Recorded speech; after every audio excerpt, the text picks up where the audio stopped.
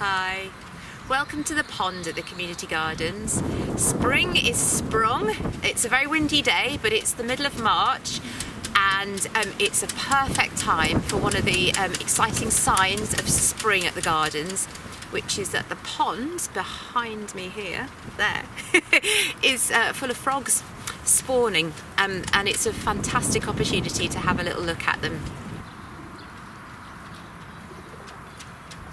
So we're really lucky because we've got lots and lots of frogs that live here at the community gardens, and they live here all year round, but most of the year they're hidden away and we don't see them very often.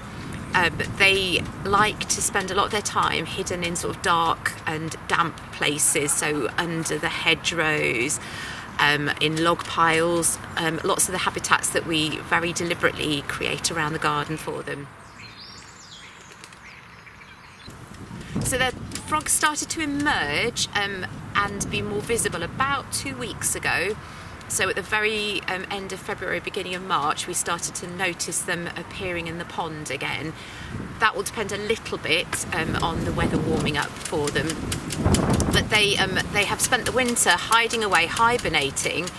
Some of them will have been at the very bottom of the pond, but a lot of them will have hibernated in the various places around the garden, so in hedgerows, under log piles, in the compost heap, places like that, and they'll hide away, and then as the weather warms up they emerge out again and they make their way to the pond to mate and to lay their frog spawn.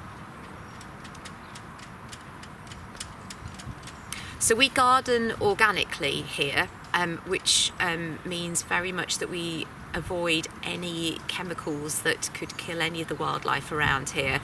And we are delighted that our wildlife friendly way of gardening means that we have lots of frogs as well as birds and hedgehogs and lots of other creatures that come and visit here, and they help keep on top of things like slugs and snails that might be seen as a pest in some gardens, but we like all of the little creatures here.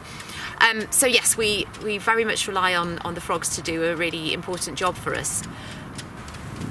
Frogs are absolutely fascinating creatures, and there's something that lots of people like to come and have a little look for when they visit the community gardens. And lots of people will know about how frogs start off their life cycle as frog spawn and turn into tadpoles, and then later on they'll develop legs and emerge out of the pond as little tiny frogs. But it is a really fascinating thing to be able to watch. Now I can just hear the frogs behind me croaking, but I don't know if the camera's going to pick that up because of it being a very windy day today, so I know there's probably quite a lot of background noise from that, but the frogs are really loudly calling and it's such a wonderful sound to hear. It's a real sign of spring and a proper sound of spring, the birds singing and the frogs croaking. People sometimes ask about ways of attracting frogs to their garden. So obviously building a garden pond is a really important thing to do because they like water very much, but they do spend most of the time not in the water. They like to be in dark, damp places and places where insects are to be found for their food. So another thing that's really, really important is to create log piles, hedgerows, places where they can hide away. You might find them in compost heaps sometimes as well. So leave areas of your garden undisturbed. That's really, really good for frogs. So another thing that's really important if you want to attract creatures like frogs and hedgehogs to your garden is just to make sure that you don't use anything like slug pellets that can harm them too.